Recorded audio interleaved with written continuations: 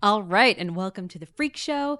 This is episode number 30, and today we're going to talk about taking back your time and mastering social media boundaries. What do you have to say to this?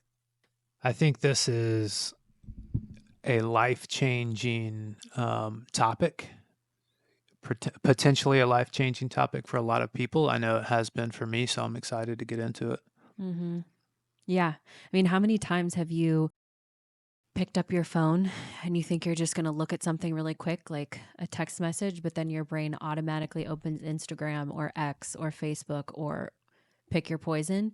And then 20, 30, maybe even more minutes later, you find yourself like emerging from a fog going, where did this time just go? Yeah. Yeah. I mean, we've all fallen into that trap of just doom scrolling and endless scrolling. So I think being intentional and aware of that problem is important. And so having, some boundaries and guidelines around that Yeah. is super helpful. Time is not a new renewable resource. And so we need to be wise with it. And while I do believe that social media is a very effective tool, it also is geared to suck us in and therefore waste our time. So let's talk about why social media can be a trap. Yeah. Why do you think that social can feel so overwhelming, even though it's supposed to be this fun, helpful thing? Yeah. Well, I think depending on your interests, it's overwhelming or it's addicting. For me, it's a little bit of both. I think algorithms are designed to capture and hold your attention for as long as possible.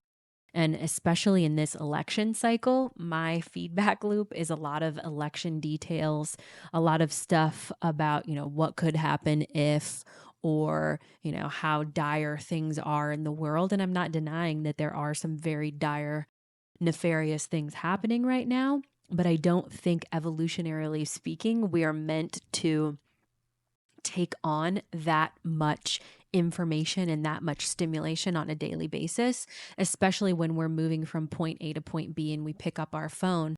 You know, maybe we need to be doing energy checks before we even pick up our phone and go, am I in a place where I can accept or take in more stimulation right now? Or would it be better if I just don't open my phone at all? Because for me, um, I would say I spend an average amount of time on my phone. Um, but it has become something that, just as a reflex, my brain will automatically open different apps before I even think about whether or not I want to open them. And that to me is a red flag. And that is a problem because I want to control my time. I want to control social media. I don't want social media controlling me. And when I am walking into a day wanting to have a productive day, if I'm consistently being sucked into social media 5 minutes here, 10 minutes here, 20 minutes there, that's 35 minutes right there that could be spent moving the needle forward. And there are moments where being on social media moves the needle forward, but that's limited. And I think we need to be very clear about what that looks like as far as moving the needle forward and the what's the business term? It's not ROI, it's about the markers.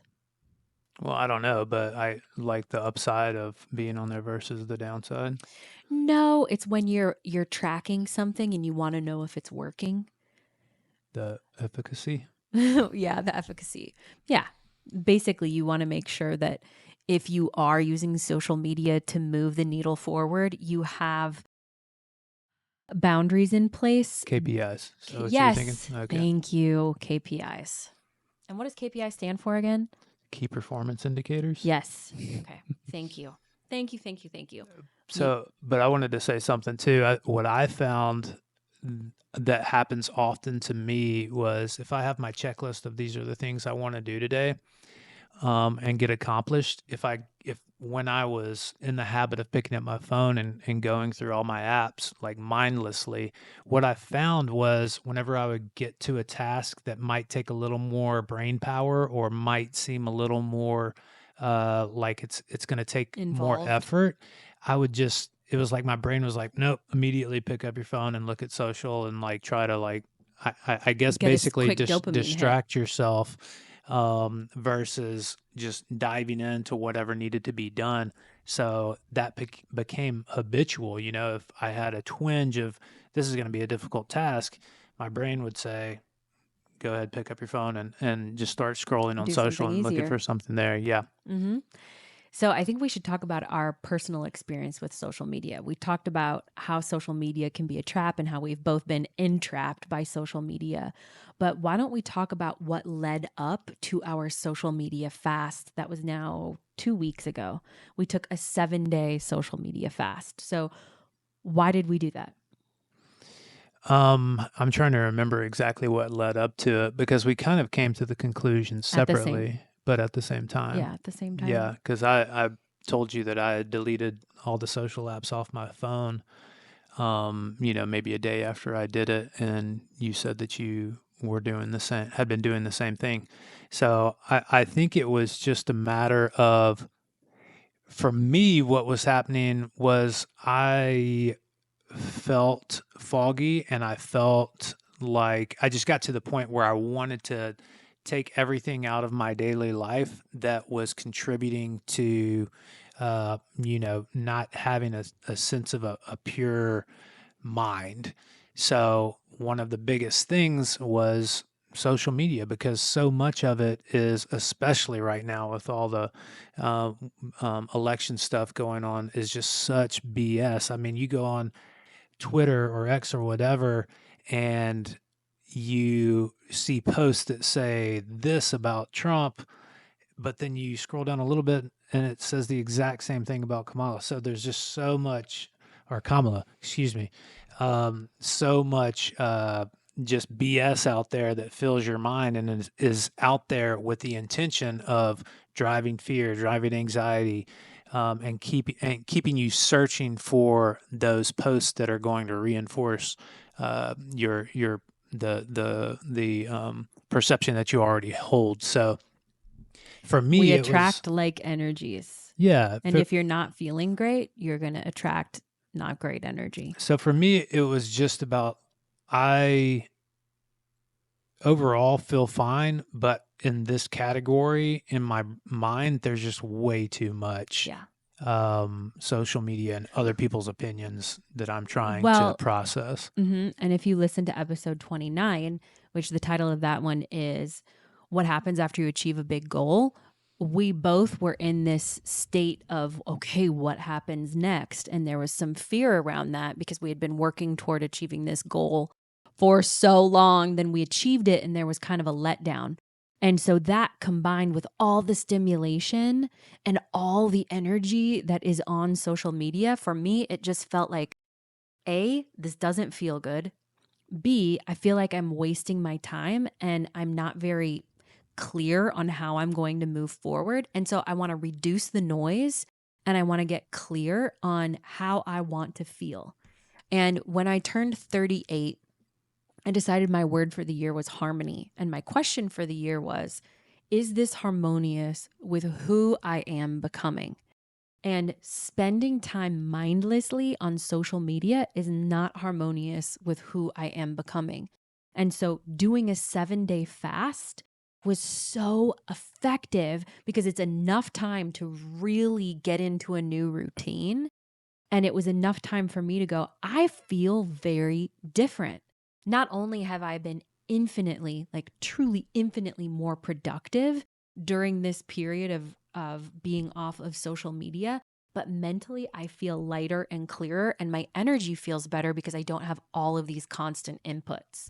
And my Achilles heel can be health related fears. So on my feedback loop, there's all kinds of information about health, about the toxicity of our environment, about the toxicity of our food.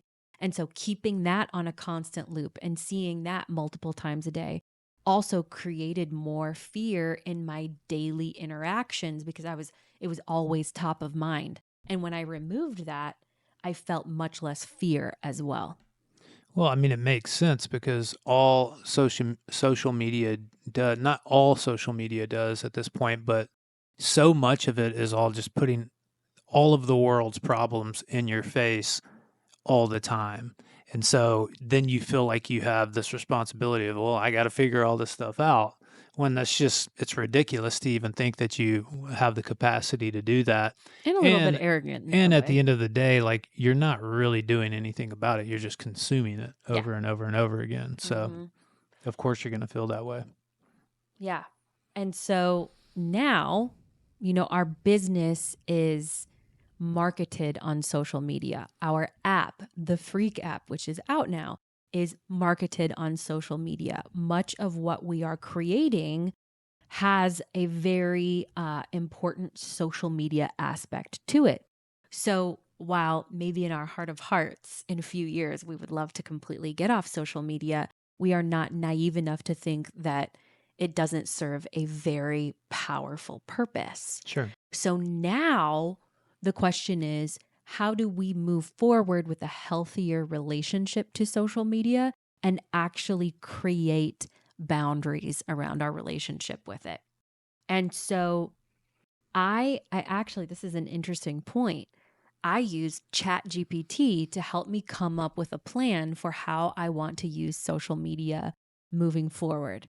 And I said, I want to engage with people, I want to build relationships, but I want to do it in 20 minutes or less a day. And this is the plan that ChatGPT came up with after I did a couple of tweaks. The first part of the plan is set a clear intention. So before you open the app, ask yourself, what do I want to accomplish in this session? I love that. The next thing is break the 20 minutes into segments. So allow time to connect and create and engage, but with purpose. So maybe you take 5 minutes to craft and post something. Then you take 5 minutes to go in and respond to DMs. Then you take 5 minutes to intentionally scroll and engage with accounts that you really like and feel genuinely engaged with. But that way, you have a very clear picture and clear boundaries around how you're going to engage and the purpose of that engagement. Then the next thing that ChatGPT and I came up with was to curate your feed ahead of time. So, sorry, not curate your feed ahead of time, but curate your feed. So, unfollow accounts that don't align with your goals or add value. And I think this is a huge thing too. Even though, let's say, for instance, for example, me, even though I love knowing about health and I love knowing about the environment, I tend, like I mentioned, to have fears around health and toxicity, and it can be very overwhelming. So, me silencing those accounts or unfollowing them so that that information isn't always constantly in my face and taking up space. Then the next thing to do is to actually set a timer for 20 minutes and hold yourself accountable. And then another tip is content pre planning. So before you go into Instagram with your lovely intention of how you're going to spend your time, have an idea of what you're going to post. Maybe already have the caption written out, or you've already filmed the stories. You know the sequence of how you want to post the stories. You're very clear on what you want to do. So you're not in Instagram just feeling around, seeing what's up. You are going in there, you're being purposeful, you're being intentional, and you're getting the job done. And then the last part is to stay accountable. Set that 20-minute timer or set that 20 minutes and then be done and truly be done for the rest of the day. Yeah. Yeah. I mean, I think putting boundaries around it and breaking it up into a time segment is important, and it prevents you from getting sucked in. It's something that you just have to be very intentional about. And I think if you're intentional about it, this is what I want to do, this is the purpose, this is what I want to get out of it. And then once that's done, punch, you're out of there. You're not wasting time and consuming a bunch of meaningless Mm-hmm. posts. Well, and I think, again, looking at this from an outsider's perspective, you may go, "Oh, but I want to connect with my friends. I want to be able to do this. I don't like the idea of limiting my social media." I don't look at it as limiting. I look at it as adding to the amount of time I can be productive on the things that I am really passionate about.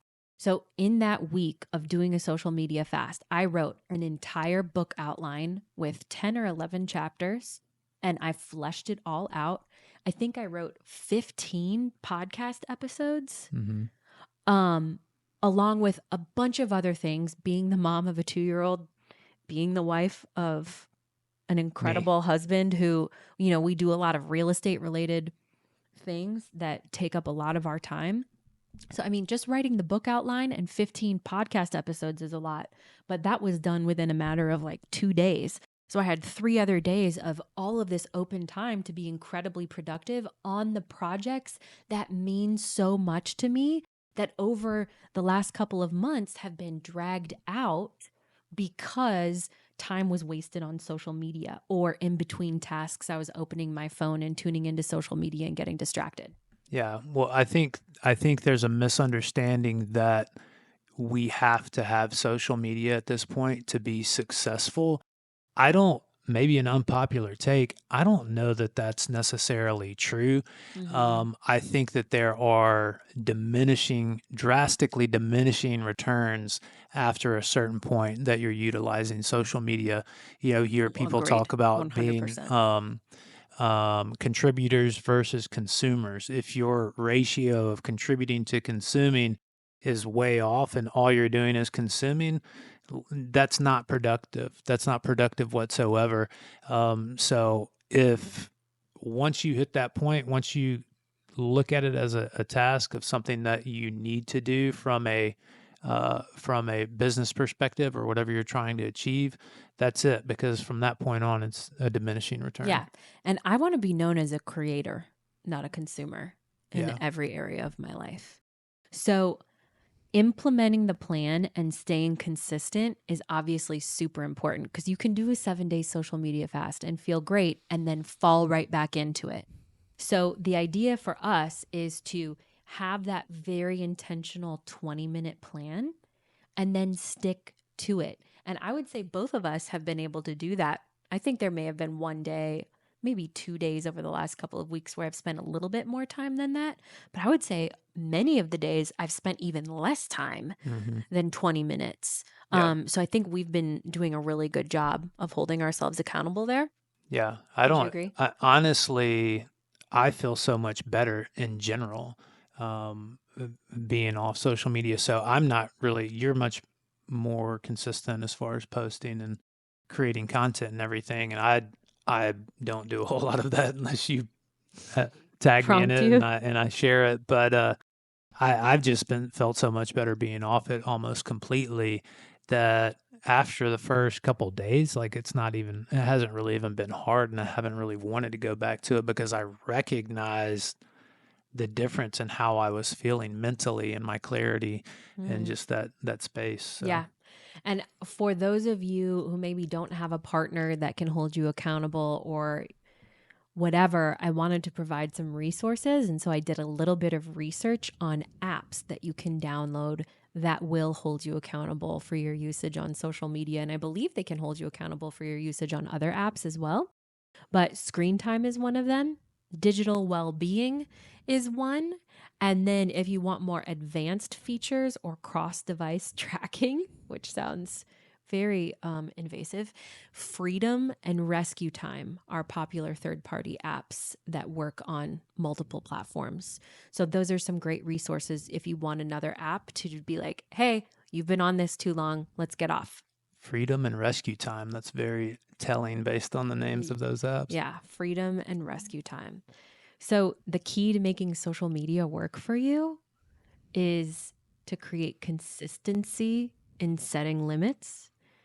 And then let's do our takeaways. So, my bottom line is social media is an awesome tool that can add value to your life, but only if you are in control of social media. Only if you're in control of the tool.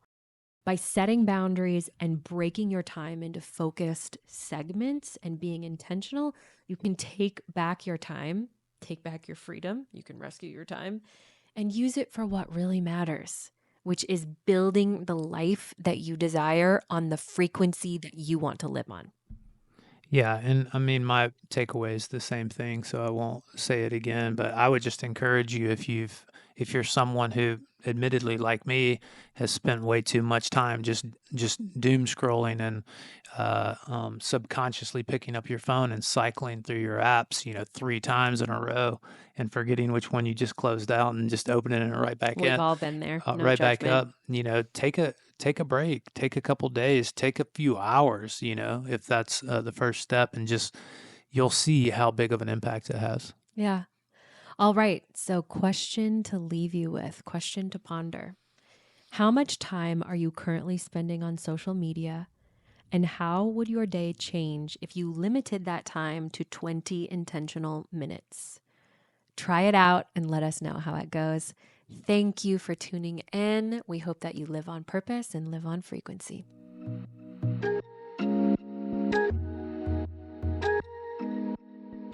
Thank you so much for listening to The Freak Show with Sam Thurmond and me, Jacqueline Steele Thurmond. We would love to connect with you via our website, beckonliving.com, and on social media. You can find us on Instagram and TikTok at Beck and Living, and you can join our email list to receive uplifting messages, podcast and business updates, and discounts on high-frequency products just for our freaky community. Cheers to high-frequency living.